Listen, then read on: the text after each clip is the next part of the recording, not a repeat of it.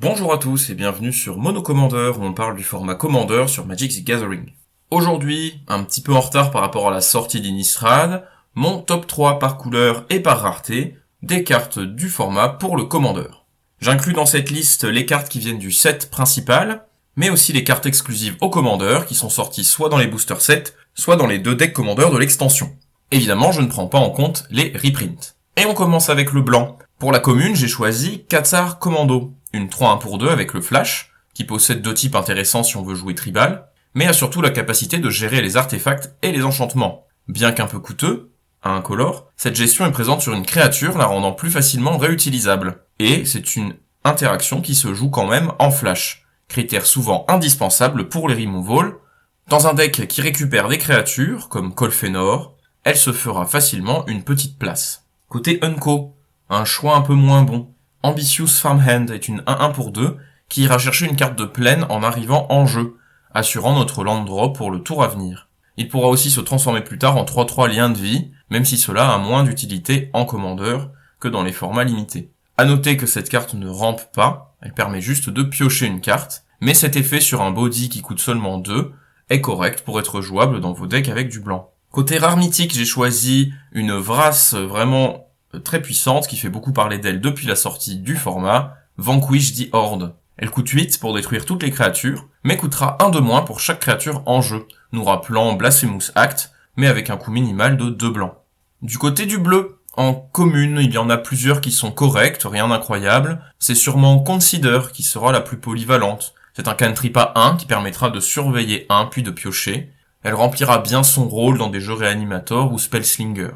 Côté Unco, même chose, pas beaucoup de choix très intéressants. C'est Ominous Roost, qui est pour moi la meilleure, jouable dans des decks qui font beaucoup de récursions, comme Giza et Geralf par exemple, permettant d'avoir un jeton 1-1 vol à chaque sort joué depuis un cimetière. C'est surtout une carte à combo plus qu'une vraie carte de value. Enfin, niveau rare mythique, il y en a beaucoup plus. Mais j'ai choisi Lyr, Disciple of the Drowned, qui est pour 5 est une légendaire qui rendra les sorts de tous les joueurs incontrables, mais donnera le flashback à tous nos sorts d'éphémères et rituels du cimetière, permettant souvent de faire une vraie value, notamment dans les decks Spellslinger. Si vous décidez de le jouer, pensez à remplacer la majorité de vos contre-sorts avec des sorts qui peuvent les bounce, comme Divide by Zero, pour ne pas vous faire surprendre par un Expropriate adverse. Pour le noir, en commune, rien d'incroyable, j'ai choisi Blood Pact, qui sera sûrement la carte la plus polyvalente. C'est un sort de pioche en éphémère pour 3, qui aura son utilité dans des decks mono noirs ou des decks voulant jouer des sorts comme Toshiro ou Mezawa. Côté Unco par contre, on a un removal très bon dans le format, Infernal Grasp qui permettra de détruire n'importe quelle créature en éphémère pour seulement 2 et en échange de 2 points de vie. C'est une carte qui fera de l'ombre à Go for the Throat ou qui s'associera à elle très bien dans la majorité des decks qui le jouent déjà. Côté rare mythique, ici aussi de très bonnes cartes et le choix a été vraiment difficile. Mention spéciale pour Prowling Guestcatcher, qui sera potentiellement très bon dans vos decks aristocrates, et Mask of Griselbrand, un des meilleurs équipements depuis quelques sets, mais c'est la carte The Mistook Massacre que j'ai choisie. C'est un effet de Vrasse qui passe outre l'indestructible, utilisable à sens unique par moment si on met le bon X dedans, et qui restera sur le terrain pour un effet d'aristocrate. C'est une carte extrêmement puissante, qu'on peut déjà voir avec son prix qui est bien monté sur les sites tiers. Côté rouge, en commune, Ardent Elementalist est une créature qui ne paie pas de mine, mais qui pour 4 remontera un éphémère ou un rituel de votre cimetière dans votre main en arrivant en jeu, à la manière d'une carte bien connue, Archaeomancer, elle-même jouée dans déjà plus de 25 000 decks. Elle possède en plus de meilleurs stats offensifs qu'Archaeomancer, elle a le même type de créature, et elle ne coûte qu'un seul mana coloré, la rendant utilisable plus facilement.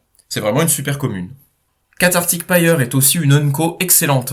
Pour 2, vous pourrez infliger 3 blessures à une créature ou un Planeswalker en éphémère, à la manière de Braid, et comme pour Braid, vous aurez un deuxième mode disponible, qui, ici, vous laissera vous défausser de jusqu'à 2 cartes pour en piocher autant. C'est un removal vraiment très pratique par sa versatilité, que je trouve très bon également. Pour la rare mythique, Moonveil Regent est un joli dragon 4/4 vol pour seulement 4. C'est aussi un moteur de pioche avec énormément de potentiel, qui ravira aussi les jeux 4 et 5 couleurs.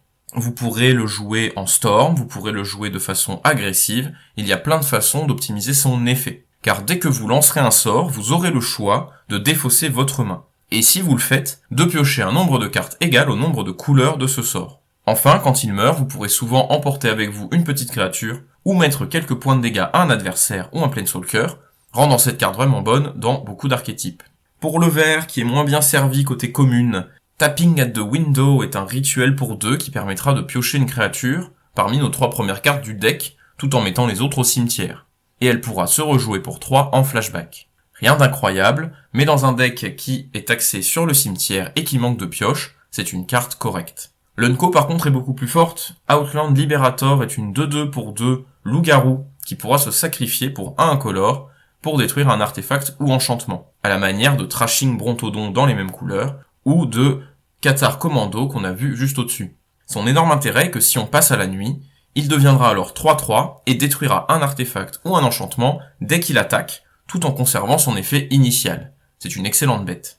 Pour la rare mythique, j'ai hésité entre 2 cartes, Augurophotum et Sarit Viper's Fang, qui sont toutes les 2 très efficaces, mais je détaillerai l'Augure qui n'est pas légendaire. Augurophoton coûte 3 et nous permet de jouer les terrains depuis le dessus de notre bibliothèque pour un effet similaire et le même prix que Courser of Crucifix, joué dans plus de 23 000 decks. Premier avantage sur le coursier, c'est qu'on n'est pas obligé de révéler la carte du dessus de notre bibliothèque, permettant de masquer de l'information. Son autre avantage est que si on possède 3 créatures avec des forces différentes, ce qui n'est pas très difficile à réaliser dans le format, on pourra aussi jouer les créatures depuis le dessus de notre deck, en faisant un outil de card advantage vraiment colossal. Mention spéciale pour une carte colorless Moonsilver Key, qui est un tuteur à artefacts ou terrain, tant que ces derniers produisent du mana. Ce n'est pas la carte de l'année, parce qu'elle coûte cher à activer, mais c'est un ajout sympathique, surtout pour des decks combos qui vont chercher des cartes comme Basalt Monolith rapidement. Pour le multicolore, il y a énormément de cartes dans ce set qui sont toutes unco ou rares, et j'en ai choisi 2 pour en parler, mais le choix était vraiment très compliqué et énormément sont largement jouables. En unco, j'ai choisi Diregraph Rebirth, un sort de réanimation certes cher, mais qui peut réduire son coût dans le bon deck, et jouable depuis le cimetière, ce qui la rend très intéressante dans les stratégies réanimator qui cherchent souvent à meuler leur deck. Et côté rare mythique, le choix était vraiment impossible. Par défaut, j'ai choisi Rite of Harmony, qui est un effet de pioche en éphémère, qui marchera dès qu'une créature ou un enchantement arrive en jeu sous votre contrôle, et a l'énorme avantage de fonctionner avec les jetons, permettant de se refaire une main si on le joue au bon moment. Il aura aussi l'avantage de se rejouer en flashback pour une carte qui nous donnera accès à énormément d'autres cartes au cours d'une partie. Et ce sera tout pour cette review du set Innistrad Midnight Hunt. N'hésitez pas à me dire en commentaire s'il y a des cartes qui vous paraissent fortes et que je n'ai pas mentionnées ici. Pour le moment, il y a assez peu de commandants qui m'inspirent vraiment dans leur construction pour le set, à voir si cette inspiration arrive dans les jours à venir, ou si on attend le prochain set Innistrad avant de construire sur l'ensemble des 2. Comme d'habitude, si la vidéo vous a plu, n'hésitez pas à la liker, et vous pouvez vous abonner à la chaîne si ce n'est pas déjà fait. Dans tous les cas, je vous retrouve très bientôt pour une prochaine vidéo. C'était Mono Commander, bye.